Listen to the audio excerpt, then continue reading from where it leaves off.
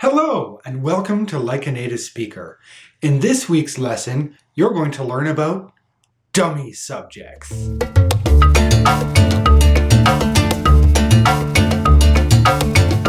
First, I need to define the words we're working with.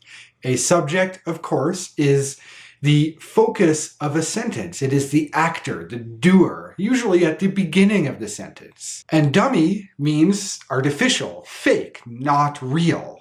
As a slang word, dummy also means stupid, and you can probably see the connection between not real and stupid. So, a dummy subject is a fake subject, or a not real subject. Real subjects are things like I, you, that man, the place, that building. They refer to specific people or specific things. Dummy subjects don't actually refer to anything. And in English, we have two dummy subjects. Our two dummy subjects are it and there. Let's begin with it.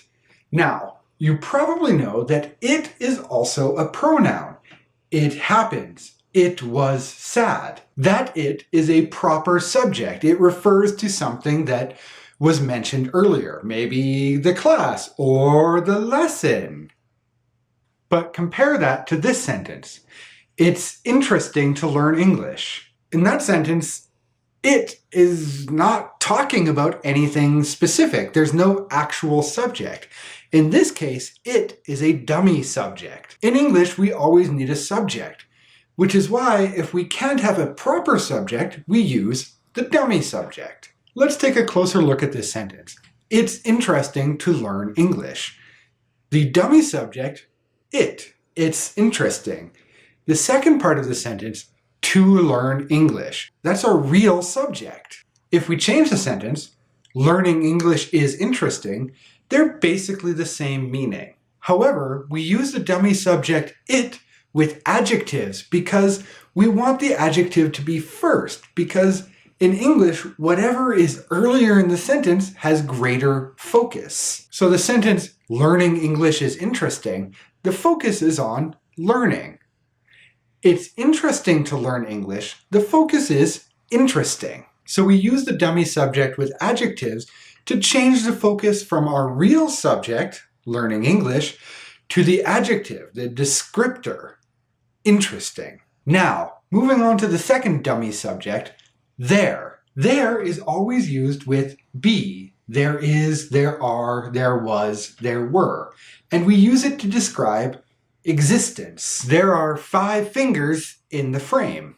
There are over 7 billion people in the world. We use there to talk about existence. If we used a real subject, for example, 7 billion people live in the world, then it's changing the focus to live instead of exist. It's a slightly different feeling. The most common mistake I hear with this is there are 2 people.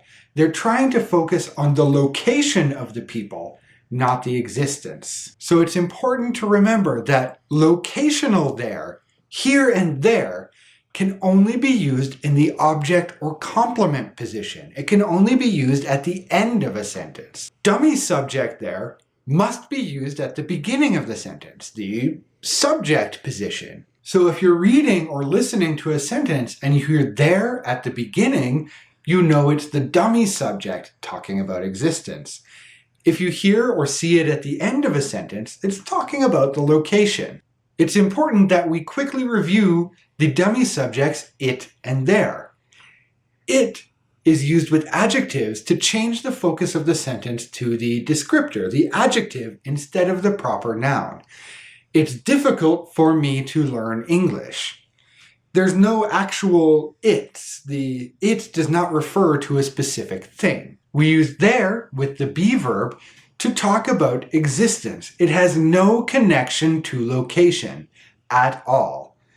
If you have locational there, it will be at the end of the sentence. Before I let you go, here are some more examples. It's incredible that Ian is so handsome. There is one teacher who is the best in the world. There is no way his ego could become any bigger. That's all for today's lesson on the dummy subjects, it and there. As always, please ask any questions in the comments below. I'll see you next time and keep learning.